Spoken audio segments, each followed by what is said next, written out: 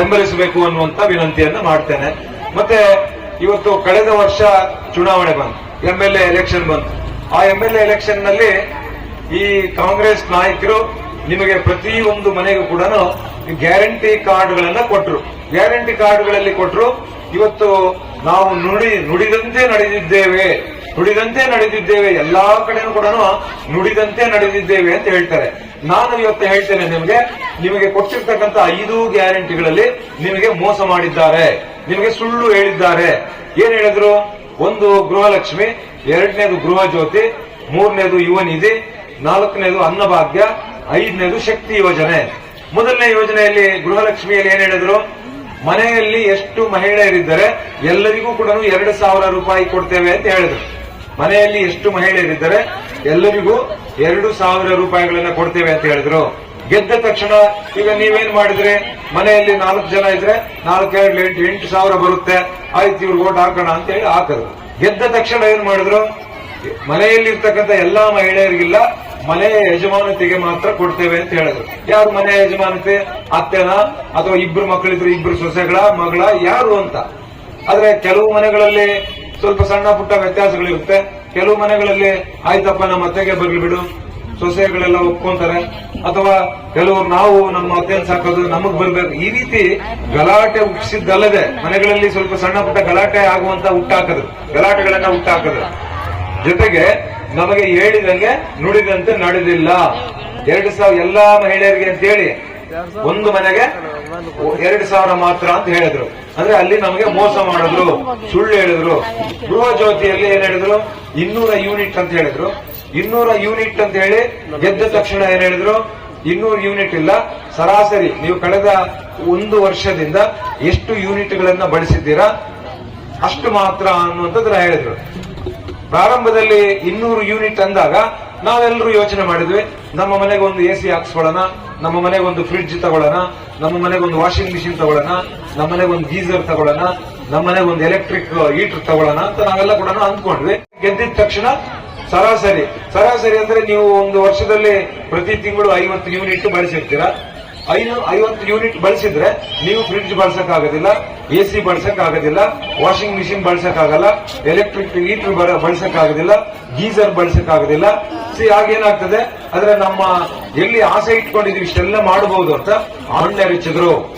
ನೀವೇನಾದ್ರೂ ಆ ಒಂದು ಇವೆಲ್ಲವನ್ನ ಕೂಡ ಬಳಸಿ ಆ ಸರಾಸರಿ ಯೂನಿಟ್ಗಳಿಗಿಂತ ನೀವೇನಾದ್ರೂ ಒಂದು 4 ಯೂನಿಟ್ ಮುಂದೆ ಹೋದ್ರೆ ಒಟ್ಟು ಯೂನಿಟ್ಗಳ ಕಾಸ್ಟ್ ಅನ್ನ ನೀವು ಕಟ್ಟಬೇಕಾಗಿತ್ತು. ಆದ್ರೆ ನಮ್ಗೆ ಅವಕಾಶ ಕೊಟ್ಟಿಲ್ಲ. ಅಲ್ಲಿ ಕೂಡ ನಮ್ಗೆ ಸುಳ್ಳು ಹೇಳಿದ್ರು, ಮೋಸ ಮಾಡಿದ್ರು. 3ನೇದು ಯುವ ನಿಧಿಯಲ್ಲಿ ಏನ್ ಹೇಳಿದ್ರು? ಡಿಪ್ಲೊಮಾ ಪಾಸ್ ಆಗಿರ್ತಕ್ಕಂಥವ್ರಿಗೆ 1,500, ಡಿಗ್ರಿ ಪಾಸ್ ಆಗಿರ್ತಕ್ಕಂಥವ್ರಿಗೆ 3,000 ಅಂತ ಹೇಳಿದ್ರು. ಗೆದ್ದ ತಕ್ಷಣ ಏನ್ ಹೇಳಿದ್ರು?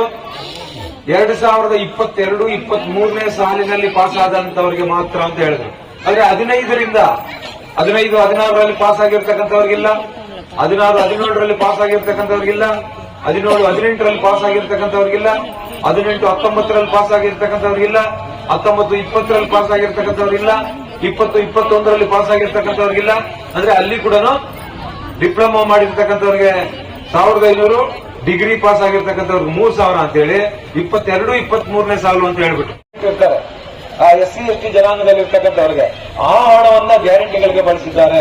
ಇವತ್ತು SC/ST ವಾಸ ಮಾಡತಕ್ಕಂತ ಕಡೆ ಅವ್ರಿಗೆ CC ರಸ್ತೆಗಳನ್ನ ಮಾಡುವಂತದಕ್ಕೆ, ಚರಂಡಿಗಳನ್ನ ಮಾಡುವಂತದಕ್ಕೆ, ಬೀದಿ ದೀಪಗಳನ್ನ ಅಳವಡಿಸುವಂತದಕ್ಕೆ, ಮತ್ತೆ ಅವ್ರಿಗೆ ಕುಡಿಯುವ ನೀರಿನ ವ್ಯವಸ್ಥೆ ಮಾಡುವಂತದಕ್ಕೆ, ಮೂಲಭೂತ ಸೌಕರ್ಯಗಳನ್ನು ಒದಗಿಸುವಂತದಕ್ಕೆ ಮೀಸಲಿಟ್ಟಿರ್ತಕ್ಕಂಥ ಹಣವನ್ನ ಈ ಗ್ಯಾರಂಟಿಗಳಿಗೆ ಬಳಸಿದ್ದಾರೆ. ನಾವ್ಯಾರು ಸಿದ್ದರಾಮಯ್ಯನವ್ರನ್ನ ಕೇಳಿರ್ಲಿಲ್ಲ, JDSನವರು. ನೀವು SC/STಗೆ ಜನಾಂಗಕ್ಕೆ ಮೀಸಲಿಟ್ಟಿರ್ತಕ್ಕಂಥ ಹಣವನ್ನ ಇದಕ್ಕೆ ಬಳಸ್ಕೊಳ್ಳಿ ಅಂತ ನಾವು ಹೇಳಿಲ್ಲ, ಬಿಜೆಪಿಯವರು ಹೇಳಿಲ್ಲ, ಅಥವಾ ಆ ಸಮುದಾಯದ ಮುಖಂಡರು ಯಾರು ಹೇಳಿಲ್ಲ. ಆದ್ರೆ ನೀವು ಬಳಸಿದ್ದೀರಾ. ಇವತ್ತು ರೈತರ ಪರವಾಗಿರ್ತಕ್ಕಂಥ ಸರ್ಕಾರ ಅಂತ ಹೇಳ್ತಾರೆ. ನರೇಂದ್ರ ಮೋದಿ ಅವರು ಕೋವಿಡ್ ಸಂದರ್ಭದಲ್ಲಿ ಈ ದೇಶದ 12 ಕೋಟಿ ಜನರಿಗೆ ಪ್ರತಿ ಕುಟುಂಬಕ್ಕೆ 6,000 ರೂಪಾಯಿಗಳನ್ನ ಕೊಡ್ತಾ ಇದ್ರು. ಇವತ್ತು ಕೂಡ ಕೊಡ್ತಾ ಇದ್ದಾರೆ. ನಮ್ಮಲ್ಲಿ ಯಡಿಯೂರಪ್ಪನವರು 19ರಲ್ಲಿ ಮುಖ್ಯಮಂತ್ರಿ ಆಗಿದ್ರು. ಅವ್ರೇನ್ ಮಾಡಿದ್ರು? 6,000 ನರೇಂದ್ರ ಮೋದಿ ಅವರು ಕೊಡ್ತಾ ಇದ್ದಾರೆ.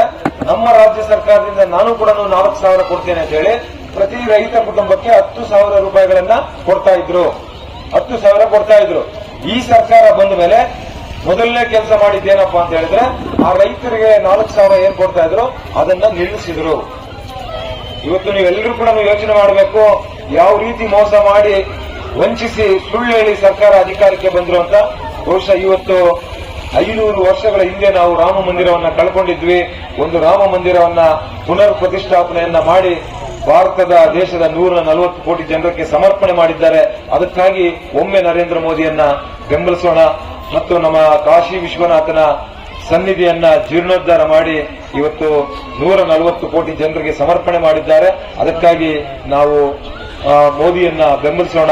ಇದೇ ತಿಂಗಳು 26ನೇ ತಾರೀಕು ನಡೆಯುವಂತ ಚುನಾವಣೆಯಲ್ಲಿ ನೀವು ಯಾರ ಮಾತು ಕಿವಿಗೊಡಬೇಡಿ.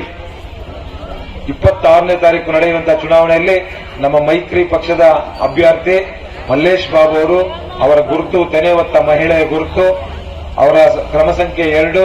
ನೀವೆಲ್ಲರೂ ಕೂಡ ನಿಮ್ಮ ಮತದಾನ ಕೇಂದ್ರಕ್ಕೆ ಹೋಗಿ ನಾವು 2 ಕೆಲಸವನ್ನ, ಒಂದು ಬಟನ್ ಒತ್ತಿದ್ರೆ ತೆನೆ ಹೊತ್ತ ಮಹಿಳೆಯ ಗುರುತಿಗೆ ಒಂದು ಬಟನ್ ಅನ್ನು ಒತ್ತಿದ್ರೆ 2 ಕೆಲಸ ಆಗುತ್ತೆ. ಒಂದು, ಮಲ್ಲೇಶ್ ಬಾಬು ಅವರು ಈ ಭಾಗದಲ್ಲಿ ಕೋಲಾರ ಲೋಕಸಭಾ ಸದಸ್ಯರಾಗ್ತಾರೆ ಮತ್ತು ದೇಶದಲ್ಲಿ ನರೇಂದ್ರ ಮೋದಿ ಅವರು 3ನೇ ಬಾರಿಗೆ ಪ್ರಧಾನಮಂತ್ರಿಗಳಾಗ್ತಾರೆ.